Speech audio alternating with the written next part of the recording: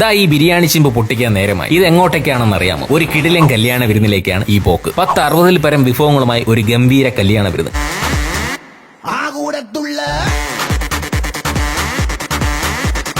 നമ്മുടെ വഴുതക്കാട് ട്രിവാൻഡ്രം ക്ലബ്ബിൽ നിന്നാണ് ഈ കല്യാണ വിശേഷങ്ങൾ. ചെക്കനും പെണ്ണിനും ഗ്രാൻഡ് എൻട്രി.